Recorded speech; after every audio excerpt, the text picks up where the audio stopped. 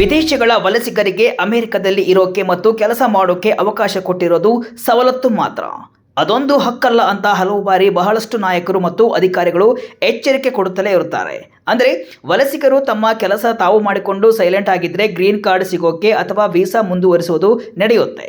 ಇಲ್ಲಾಂದ್ರೆ ಯಾವಾಗ ಬೇಕಾದರೂ ದೇಶದಿಂದ ಗಡಿಪಾರು ಮಾಡೋಕೆ ನೋಟಿಸ್ ಬರುತ್ತೆ.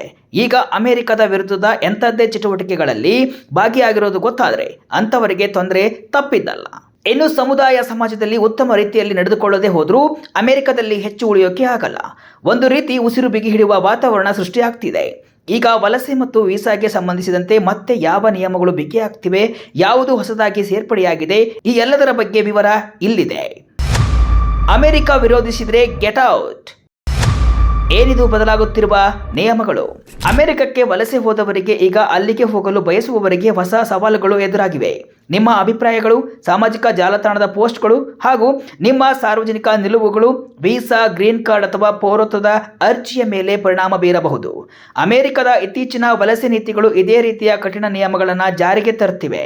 ಅಮೆರಿಕ ವಿರೋಧಿ ಚಟುವಟಿಕೆಗಳು ಮತ್ತು ಯಹೂದಿ ವಿರೋಧಿ ಸಿದ್ಧಾಂತಗಳನ್ನು ಹೊಂದಿರುವವರಿಗೆ ವೀಸಾ, ವರ್ಕ್ ಪರ್ಮಿಟ್ ಮತ್ತು ಗ್ರೀನ್ ಕಾರ್ಡ್ ಸಿಗೋದಕ್ಕೆ ತಡೆ ಹಾಕಲಾಗ್ತಿದೆ.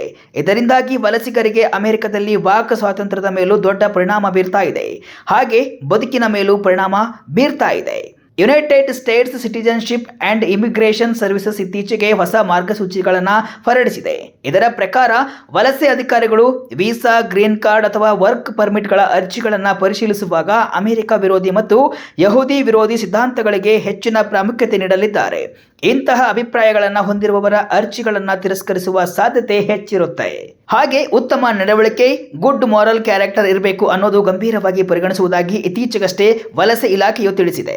ಇದು ಪೌರತ್ವಕ್ಕಾಗಿ ಅರ್ಜಿ ಸಲ್ಲಿಸುವವರಿಗೆ ಹೊಸ ಸವಾಲುಗಳನ್ನು ಒಡ್ಡಿದೆ. ಅಪರಾಧ ಕೃತ್ಯಗಳು ಅಥವಾ ಕಾನೂನು ಉಲ್ಲಂಘನೆಯಿಂದ ದೂರ ಇದ್ದರೆ ಮಾತ್ರ ಈಗ ಸಾಕಾಗೋದಿಲ್ಲ.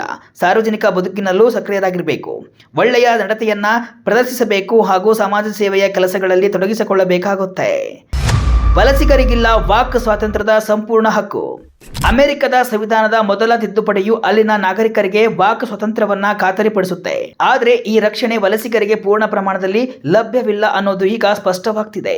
ಅಂದ್ರೆ ಅಮೆರಿಕದ ಪ್ರಜೆಯೊಬ್ಬರು ಕೊಡುವಂತಹ ಹೇಳಿಕೆಗಳು, ವ್ಯಕ್ತಪಡಿಸುವ ಅಭಿಪ್ರಾಯಗಳ ರೀತಿಯಲ್ಲೇ ವಲಸಿಗರು ಕೂಡ ವ್ಯಕ್ತಪಡಿಸೋಕೆ ಆಗಲ್ಲ. ಅಮೆರಿಕವನ್ನ ದ್ವೇಷಿಸುವ ಮತ್ತು ಅಮೆರಿಕ ವಿರೋಧಿ ಸಿದ್ಧಾಂತಗಳನ್ನು ಪ್ರೋತ್ಸಾಹಿಸುವವರಿಗೆ ಅಮೆರಿಕದಲ್ಲಿ ಉಳಿಯುವ ಸೌಲಭ್ಯ ಕೊಡಬಾರದು ಅನ್ನೋದು ಹಲವರ ವಾದ. ಈ ವಲಸಿಗರ ಪಾಲಿಗೆ ಇದು ನಿಯಮವೂ ಆಗಿದೆ. ಈಗ ವಲಸಿಗ ವ್ಯಕ್ತಿಯ ಜೀವನ ಶೈಲಿ, ಆನ್ಲೈನ್ ಚಟುವಟಿಕೆಗಳು ಮತ್ತು ಸಮಾಜದಲ್ಲಿ ಅವರು ಹೊಂದಿರುವ ಸಂಬಂಧಗಳನ್ನು ಪರಿಶೀಲಿಸಲಾಗುತ್ತಿದೆ. ಈ ನಿಯಮಗಳು EB-5 ಹೂಡಿಕೆದಾರ ವೀಸಾಗಳು ಮತ್ತು F ಮತ್ತು M ವಿದ್ಯಾರ್ಥಿ ವೀಸಾ ವಿಸ್ತರಣೆ ಅಥವಾ ಬದಲಾವಣೆಗಳಿಗೂ ಅನ್ವಯಿಸುತ್ತೆ. ಈ ಹೊಸ ನೀತಿಗಳ ಪರಿಣಾಮ ಈಗಾಗಲೇ ವಿದ್ಯಾರ್ಥಿ ವೀಸಾಗಳ ಮೇಲೆ ಕಂಡುಬರ್ತಿದೆ. ಪ್ರತಿಭಟನೆಗಳು, ಸಂಘಟನೆಗಳು ಅಥವಾ ಆನ್ಲೈನ್ ಪೋಸ್ಟ್ಗಳಲ್ಲಿ ಅಮೆರಿಕದ ಮೌಲ್ಯಗಳಿಗೆ ವಿರುದ್ಧವಾದುದು ಕಂಡುಬಂದಾಗ ಕ್ರಮ ಕೈಗೊಳ್ಳಬೇಕಾಗುತ್ತೆ. ಒಟ್ನಲ್ಲಿ ವಲಸಿಗರಿಗೆ ಇದೊಂದು ಎಚ್ಚರಿಕೆಯ ಗಂಟೆಯಾಗಿದೆ. ಆದರೆ ಅಮೆರಿಕದ ವೀಸಾ, ಗ್ರೀನ್ ಕಾರ್ಡ್ ಅಥವಾ ಪೌರತ್ವವನ್ನು ಪಡೆಯೋಕೆ ಪ್ರಯತ್ನ ಮಾಡ್ತಿರೋರು ಅಲ್ಲಿನ ನಿಯಮಗಳಿಗೆ ಬದ್ಧರಾಗಿರೋದು ಅನಿವಾರ್ಯವಾಗಿದೆ.